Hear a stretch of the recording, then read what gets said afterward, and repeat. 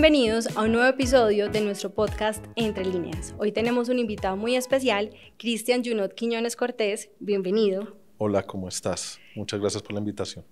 Es un placer para nosotros contar contigo. Él es contador de la Universidad Libre, especialista en gestión tributaria de la misma universidad, magíster en Ciencias Políticas de la Universidad de Salerno, Italia, y magíster en Fiscalía Internacional de la Universidad Europea en España. Ha ocupado diferentes cargos en la DIAN y específicamente tiene una experiencia muy importante, que es el tema que nos lleva al podcast de hoy, y es que realizó el diseño funcional del sistema de devoluciones de la DIAN, implementó las devoluciones abreviadas durante la pandemia y digamos que se ha especializado en este tema que nos convoca hoy. Yo quiero invitarte a que hablemos sobre los diferentes sistemas o mecanismos que existen para solicitar devoluciones de saldos a favor frente a la DIAN. Claro que sí, Mariana. De nuevo, muchas gracias por la invitación. Podríamos decir que los mecanismos para solicitar saldos a favor ante la DIAN o la devolución de los mismos es a través del sistema o también mediante el mecanismo que llaman manual, pero pues no es tan manual porque desde pandemia ha sido radicación a través de correo electrónico. Pero muy importante tener en cuenta que los saldos a favor, o cuando yo tengo un saldo a favor, pues tengo tres opciones. Una, imputarlo al siguiente periodo para así cubrir ese impuesto que pronto se me genere a futuro. La otra es solicitarlo en devolución o compensación, por eso digo tres. Compensación, que es cuando yo tengo una deuda y quiero coger ese saldo a favor para cubrir esa deuda que tengo ante la DIAN. Y la devolución es cuando ya me hacen efectivamente esa devolución en dinero. Cuando te digo que unos saldos a favor se gestionan mediante el sistema y los otros de forma manual, hay que ser específico en que a través del sistema solamente se pueden solicitar devoluciones de saldos a favor originados en las declaraciones de renta y en las declaraciones de impuestos sobre las ventas. Cualquier otra devolución diferente a estas dos se debe hacer de forma manual, radicando en el correo electrónico en cada dirección seccional que tiene el correo electrónico para este fin. Perfecto, aquí me llevas a una siguiente pregunta y es, ¿cuáles son las diferencias en esos sistemas? Sabemos que hay un sistema ordinario, si lo podríamos llamar de esa manera, y un sistema de devolución automática. Igualmente existió un sistema abreviado, entonces cuéntanos un poco más de esto. Bueno, ok. Estas tres se gestionan a través de la plataforma tecnológica de la DIAN. La devolución ordinaria en declaraciones de IVA y de renta. También por ese mismo sistema se evalúa automáticamente si tiene derecho a la devolución mediante el procedimiento automático. ¿Y en qué consiste esto? Que cuando yo me voy por la devolución ordinaria, a mí me van a hacer la devolución efectivamente a los 50 días hábiles después de que yo radico la solicitud. Pero si me voy por lo automático, me van a devolver a los 15 días hábiles después de haber radicado la solicitud. Muy importante tener en cuenta que el sistema es el que evalúa automáticamente si yo voy por el ordinario o por el automático. ¿Cuál es la diferencia entre el uno y el otro? Que el ordinario es para aquellos que no cumplen con los requisitos automáticos, que son tener más del 85% en el caso de renta de las deducciones en factura electrónica y en el caso de IVA de los impuestos descontables en factura electrónica. Y además no representen riesgo alto para la DIAN. Pero hay una cuestión que yo quisiera citar en este momento muy importante y reciente, y es que en el mes de marzo de 2025 salió una sentencia del Consejo de Estado en la cual indica que cuando yo no aplico para la devolución automática, cuando radico una solicitud de devolución, la DIAN está en la obligación de emitir un acto administrativo diciendo que yo no aplico para la devolución automática y por qué razón no aplico para esa devolución. Claro, eso es para darle certeza al contribuyente, sí, y conocer cuál va a ser entonces el mecanismo aplicable. Claro, así es. Antes de esto, en teoría, lo que sucedía era que si un funcionario estaba revisando mi solicitud de devolución, situación que yo puedo ver a través del sistema, yo ya sabía que era ordinario, ¿sí? Porque el automático no pasa por ningún funcionario. Esa es como el ciclo que se creó en ese momento. Tú radicas, 15 días hábiles, se demora el sistema haciendo toda su gestión y al final emite una resolución sin que pase por un funcionario esta devolución. Pero citabas una muy importante, la abreviada. Y entonces, ¿en qué consiste la abreviada? La devolución abreviada fue algo que creamos en el año 2020, cuando estábamos en pandemia, porque pues cuando nos enfrentamos como gobierno en ese momento al escenario que las personas iban a estar encerradas en sus casas un año, pues teníamos empresas que no iban a poder seguir ejecutando su actividad económica en muchos casos, pero también esas empresas tenían muchos saldos a favor. Entonces, ¿qué hicimos como DIAN? Implementamos el mecanismo de evolución a brevedad que consistía en devolverle a esas personas en 15 días hábiles sus saldos a favor para que pudieran subsistir durante ese 2020, pues que ya sabemos que fue tan duro. Difícil. Sí, difícil. Claro. Bueno, y siguiendo en esta línea, sabemos que existe un sistema de informático de devoluciones, que es el CIE. Cuéntanos un poco qué retos y qué también ventajas ha traído la implementación de este sistema en el marco de las devoluciones en temas de trazabilidad, de facilidad y también confianza del contribuyente respecto de sus procesos. Bueno, tu pregunta me manda casi que al comienzo del CIE, porque inició para poder entrar en materia. El CIE nace con la resolución 151 de 2012 y si nos paramos en ese momento, en el año 2011, sucedió una situación que pues fue un hecho noticioso y ampliamente conocido, y es que se desapareció mucha plata a través de devoluciones ficticias. ¿Sí? Las devoluciones antes del CIE eran manuales, con una cita, se radicaba el papeleo, además se devolvía en 10 días hábiles con garantía y en 20 días hábiles si no tenía garantía. O sea, la ordinaria era 20 días hábiles, casi que la DIAN no revisaba y devolvía, como dice uno coloquialmente, peluqueando calvos. Entonces, ¿qué sucede? Se dio este tema del fraude en devoluciones ficticias y ahí es donde nace el sistema que busca una trazabilidad mediante la cual el contribuyente pueda ver qué está pasando con su expediente, pero al mismo tiempo es un mecanismo de control interno en la DIAN para ver en qué etapas o bajo qué mecanismo ha ido manejando el funcionario a cargo esta devolución.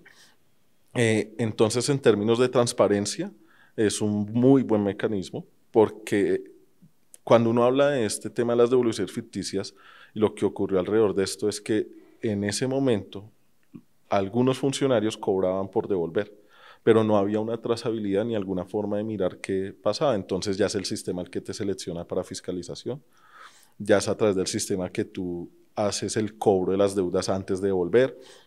Entonces, como que todo eso generó un marco de transparencia. ¿El problema cuál es?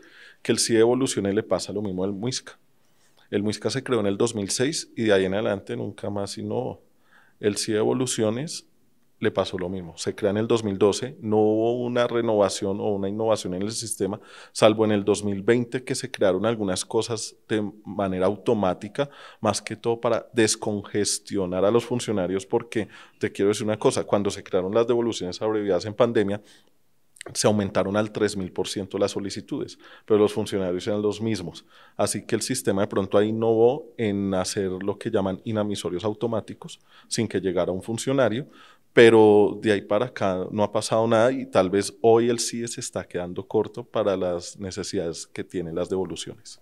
Bueno, y más adelante podemos hablar qué ves tú o qué recomendaciones podríamos tener respecto del sistema, pero me gustaría que nos enfocáramos ahora de cara al contribuyente y de cara a los asesores que acompañan los diferentes procesos de devolución, porque sabemos que existe la posibilidad de inadmisiones o de rechazos. Me gustaría que hablemos un poco de cuáles son esas recomendaciones y cuáles son esos infaltables que se deben tener en cuenta para tener un proceso exitoso.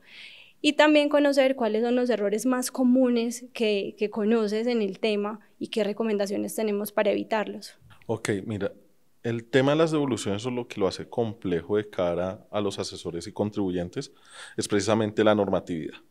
Cuando uno se para en el artículo 857 del Estatuto Tributario, dice que las solicitudes que no cumplan con los requisitos formales serán inadmitidas. Ese texto da como un campo de acción muy amplio y también lleva a la libre interpretación, ¿sí?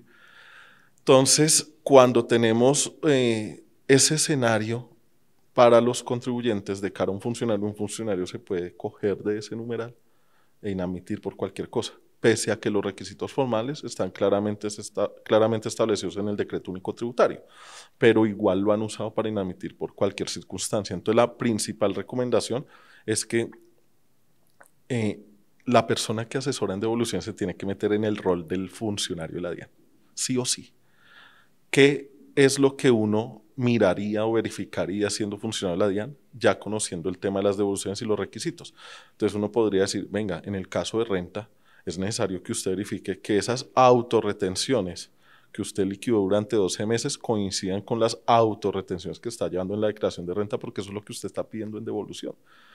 Que esas retenciones además sean eficaces, que tengan pago, porque la DIAN jamás te va a devolver un saldo que ni siquiera le ha entrado a sus arcas. Entonces sucede que algunos contribuyentes sí declaran las 12 retenciones. Las autorretenciones coinciden con la renta, pero hay una o dos retenciones que no están pagas. Entonces esa plata no ha entrado a la DIAN no te la va a devolver, en consecuencia te va a inadmitir, ¿sí? Hay que tener en cuenta también las actualizaciones de razón social o nombre que tienen los terceros con los que me relaciono. Entonces, por ejemplo, en el caso de IVA, yo compré una factura, y sobre todo sucede cuando uno está arrastrando durante muchos años saldos a favor. Nosotros sabemos que en la dinámica las empresas suelen cambiar su razón social y resulta que cuando ya voy a solicitar, esa no es la razón social del RUT, o sea, la que tenía yo en la factura en el momento que le compré, ya no es la misma que está en el RUT. Entonces, cuando radico voy a tener un inconveniente porque me van a decir que ese nombre no es. Y ahí hago una pausa. Uh-huh. ¿Qué recomendación habría en ese caso? ¿Adjuntar el nuevo RUT o cómo darle esa trazabilidad a la DIAN para hacerlo? Cuando yo estoy haciendo los requisitos de las devoluciones, los XML, yo debo poner el nuevo nombre, siempre. Es súper importante esto, porque es una de las causales dinamisores más frecuentes. Y la otra es que últimamente la DIAN ha estado inadmitiendo por cualquier situación que se pueda atar a no tener el RUT actualizado. Entonces, por ejemplo, yo tengo una reforma que hice a través de Cámara de Comercio en mi empresa, pero no registré esa última reforma en el RUT, me van a inadmitir. Que el correo electrónico de la Cámara de Comercio no coincide con el RUT, me van a inadmitir. Entonces, siempre estar pendiente de esos cambios, revisor fiscal, representante legal, y sobre todo, si he cambiado y no es el mismo que firma, adjuntar los históricos de Cámara de Comercio para soportar que esa persona que me firmó en su momento la declaración, si era la persona habilitada, como manera general. Ok, no, muy claro. Cristian, ahora viniendo un poco más a la actualidad y temas que están en este momento en estudio, tenemos el decreto 572 del 2025, ¿cierto? Sabemos que este decreto modificó y adicionó algunas reglas respecto de la retención y la autorretención. ¿Qué impacto va a tener esto respecto de los saldos a favor? Ok, mira que yo he sido muy crítico de ese decreto. ¿Por qué? Porque el gobierno ha sacado un decreto en el cual disminuye la base, o sea, más personas sujetas a retención y al mismo tiempo aumenta tarifas en autorretenciones. Esto con el propósito de subsanar los inconvenientes de recaudo que se han venido presentando ya desde el año pasado en el país y que tiene el país en déficit fiscal. Si bien es cierto que es una medida que podría contribuir a mermar o mitigar un poquito el tema de recaudo, pues no va a ser la que complete el recaudo. En cambio, sí va a generar lo que acabas de decir, una serie de saldos a favor para el año 2026 que va a poner al próximo gobierno a enfrentarse en una situación en la que va a haber mucha plata para devolver, mucha plata el otro año. El tema es cuántas empresas este año van a ser capaces de soportar ese impacto de flujo de caja para aguantar su devolución hasta el próximo año. O sea, también vamos a tener cierre de empresas y un poco en la economía como que cada vez más hacia abajo. Pero lo que te puedo decir es que el efecto de eso va a ser más saldos a favor. Y pues esto claramente, digamos que ese es el efecto que uno esperaría de un decreto de este talante. Y en línea con este tema, me gustaría que nos explicaras cuál es el estado de las cosas actual de los procesos de devolución. Sabemos que venimos de un déficit importante en materia de recursos, un déficit fiscal en el gobierno. Entonces tenemos un montón de factores. Entonces, claro, vamos a tener mayor recaudo, pero posiblemente mayores saldos a favor. ¿Qué pasa entonces con estos procesos de devolución actualmente? ¿Cómo ha sido su evolución? ¿Se están moviendo? Porque sabemos que actualmente el gobierno necesita recursos. Ok, mira, te voy a decir una cosa respecto a este tema. Las devoluciones casi siempre han sido utilizadas como un mecanismo hasta político, ¿sí? O sea, cuando hay impacto en el recaudo, la orden es no devolver. O sea, poner las trabas al máximo posible para no devolver. Hoy estamos viviendo ese tema, ¿sí? Por lo que ha pasado con el recaudo, por el tema de déficit fiscal. Entonces, muy seguramente en el 2026 se tomarán medidas porque ya podemos prever que va a haber devoluciones a la lata o más bien saldos a favor. Seguramente se van a tomar medidas desde el gobierno para poner trabas en estas devoluciones de forma tal que pues, no se desestabilice más pues, el tema que tenemos nosotros respecto al déficit fiscal o la economía fiscal o política fiscal más bien. Entendido. Entonces puede pasar eso. Entonces, y para ir cerrando, ¿qué recomendaciones podrías darle a los contribuyentes, sabiendo que eso es lo que se viene, ¿cierto? Para cumplir adecuadamente con sus obligaciones y que esos saldos a favor que naturalmente van a surgir no se pierdan o puedan ser utilizados de manera eficiente? Yo siempre doy una recomendación que a veces pues no quisiera, porque lo siento como autopropaganda, pero realmente en este momento la situación y con las trabas que ha puesto la DIAN para devolver los saldos a favor, siempre hay que buscar un experto, no hay que experimentar con las devoluciones.